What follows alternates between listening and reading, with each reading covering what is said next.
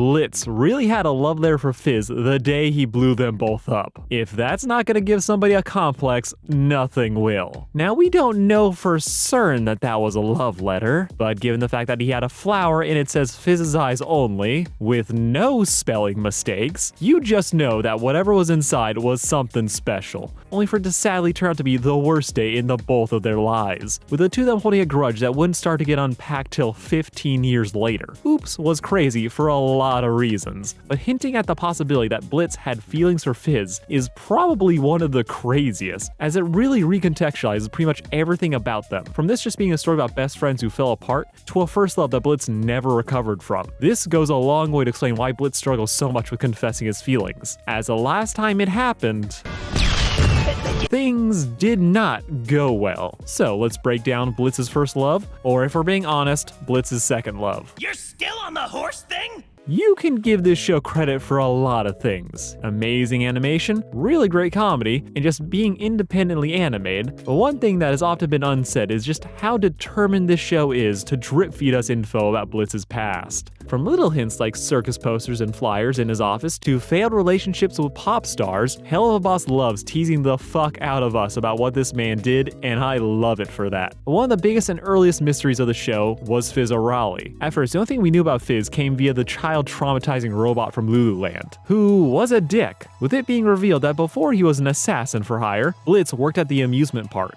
with him occasionally attempting to be a comedian, for it to apparently have less than stellar results. Blitz hates this machine, but from this one line about the real Fizz being a quote, overrated sellout jester! Whatever beef Blitz had with the robot wasn't just isolated to this appliance. He had a lot of animosity towards the original, with this idea being solidified by a version of Fizz appearing in Blitz's hallucinations, where everyone from his past ganged up on him. Then we have the one time that they actually meet. Fizz's first response is to start roasting him over his failed relationships. There was a lot of anger here, but we never knew exactly what caused it. Till oops. Now we have most of the context we need, though some of it is still being saved for later, as again, the drip feed, love it or hate it, you have to respect it. Now originally, Fizz and Blitz were best friends. The two of them grew up together at the circus run by Blitz's father. The two were inseparable, performing together, playing together, and even this early on, they were very aware of the other's, well, let's just say quirks. But in spite of all that, they were incredibly close. But the seeds of perceived discord were already being sown. As if having a dad that would risk your life for cash wasn't enough, Cash Buxo blatantly preferred Fizz over Blitz, valuing Fizz for his talents as an entertainer, while Blitz's skills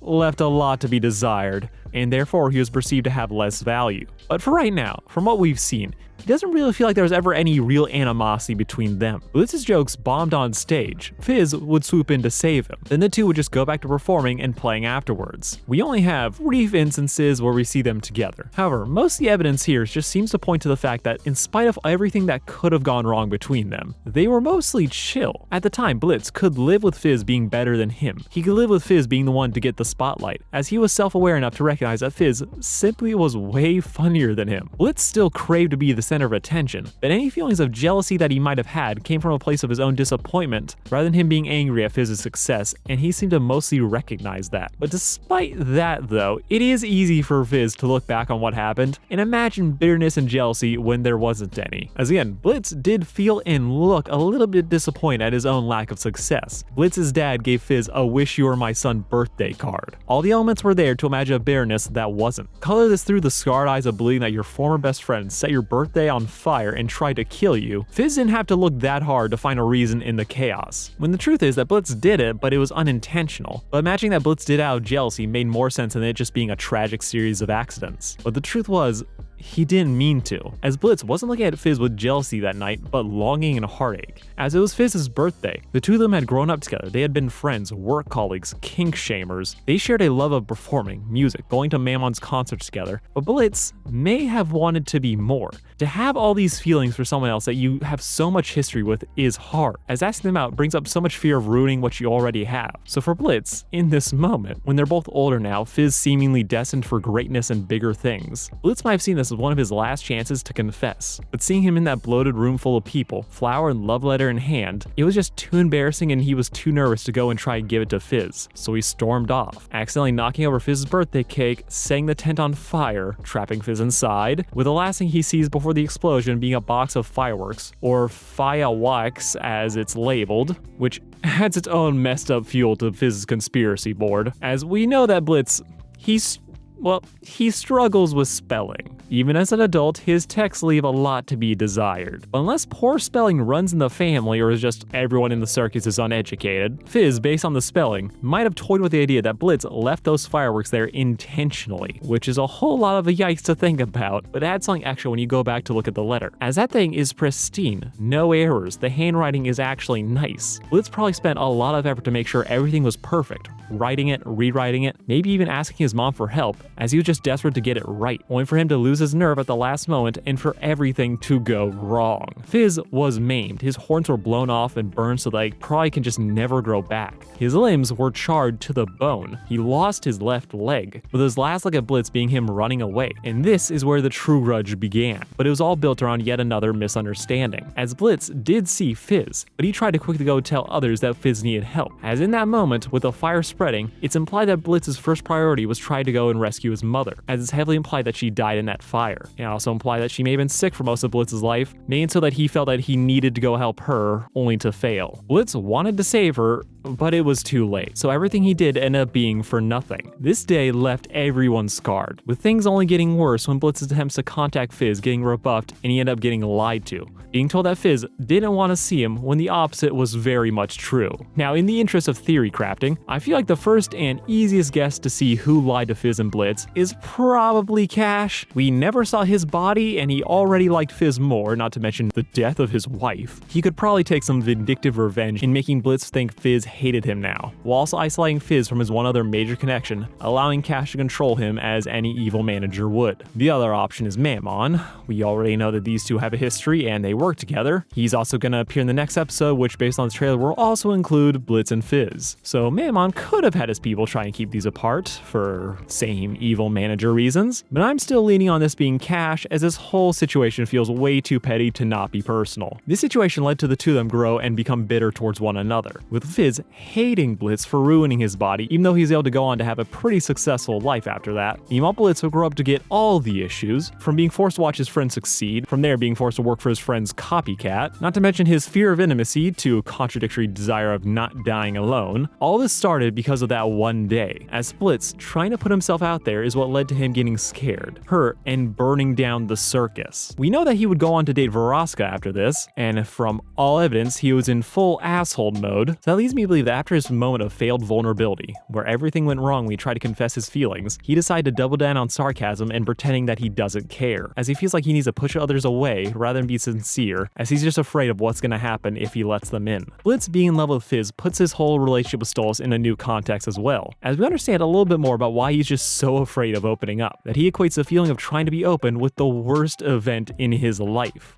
the thing that destroyed his relationship with his family, the thing that cost him his best friend. All of it starts here, and after years of shutting out others, his self-fulfilling prophecy just keeps getting proven right over and over again, making it even harder for him to even attempt to open up. Like, he has friends, but no one that actually knows and loves him, or at least he thinks. As everyone, including Fizz, can recognize that Stolas is genuinely in love with Blitz. But Blitz's self-hatred and habit of viewing himself as unworthy of love leads him to assume the worst, or that people are just faking it. He doesn't believe that Stolas could actually be interested in him, as he can't think of anything about himself that's worth loving. But Stolas, he is down bad. Imp or not, rich or poor, Stolas is willing to do anything to make this work and to show Blitz that he cares. But Blitz, with all of his issues, all of his trauma, can't recognize this. But the silver lining here, though, is that for as much as things have gone wrong, Blitz and Fizz are getting better, and that culminates in them forgiving one another.